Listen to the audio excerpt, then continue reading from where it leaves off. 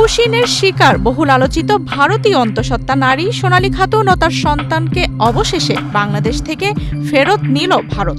৫ December শুক্রবার সন্ধ্যা ৭:৩০টার দিকে চাঁপাইনবাবগঞ্জের সোনা মসজিদ স্থলবন্দর দিয়ে বিজিবি সোনালী ও তার ৮ বছরের শিশুকে বিএসএফ এর কাছে হস্তান্তর করে। ওদের স্বপ্ন পূরণে পাশে থাকতে পেরে আমরা গর্বিত। দীর্ঘ আইনি জটিলতা, ২ দেশের অভিযোগ, পাল্টা অভিযোগ এবং ৩ মাসেরও বেশি সময় কারাভোগের পর এদিন তারা নিজ দেশে ফেরার সুযোগ পেলেন। মমতা ব্যানার্জিকে ধন্যবাদ, আর অভিষেক ব্যানার্জিকে ধন্যবাদ, আর সামিরুল ইসলামকে ধন্যবাদ। ওদের জন্য আমরা বেরোতে পারলাম। সোনালী খাতুন পশ্চিমবঙ্গের বীরভূম জেলার বাসিন্দা হলেও গত ১ দশক ধরে দিল্লিতে পরিযায়ী শ্রমিক হিসেবে বসবাস করছিলেন পরিবারের সঙ্গে। অভিযোগ ওঠে ১৮ জুন দিল্লি পুলিশ তাকে ও তার স্বামী সন্তানকে বাংলা ভাষায় কথা বলার অভিযোগে বাংলাদেশি সন্দেহে আটক করে। পরে ২৭ জুন কোনো তদন্ত ছাড়াই বিএসএফ এর মাধ্যমে আসাম সীমান্ত দিয়ে বাংলাদেশে পুশিন করা হয়।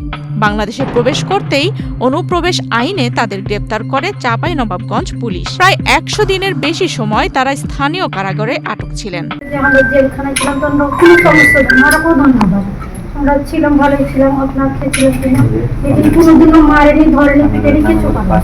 এই ঘটনাটি প্রকাশ্যে আসার পর ভারত জুড়ে তীব্র সমালোচনা শুরু হয়। পশ্চিমবঙ্গ সরকার কেন্দ্রের বিরুদ্ধে অভিযোগ তোলে নাগরিকত্ব যাচাই না করেই ৬ ভারতীয়কে বাংলাদেশে ঠেলে দেওয়া হয়েছে। পরে বিষয়টি সেখানকার সুপ্রিম কোর্ট পর্যন্ত গড়ায়। কয়েকটি এনজিও ও পরিযায়ী শ্রমিক কল্যাণ বোর্ড জনস্বার্থ মামলা করলে ভারতের শীর্ষ আদালত নির্দেশ দেয় সোনালীকে দ্রুত দেশে ফেরাতে হবে এবং তার চিকিৎসার ব্যবস্থা নিশ্চিত করতে হবে।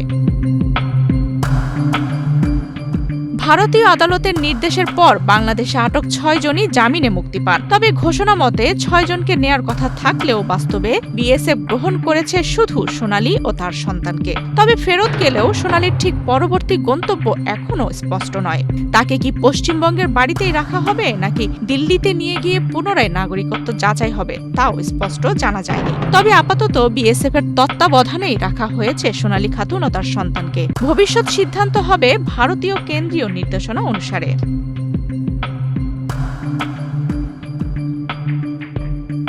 আফসানা রিপা, বাংলাদেশ প্রতিদিন।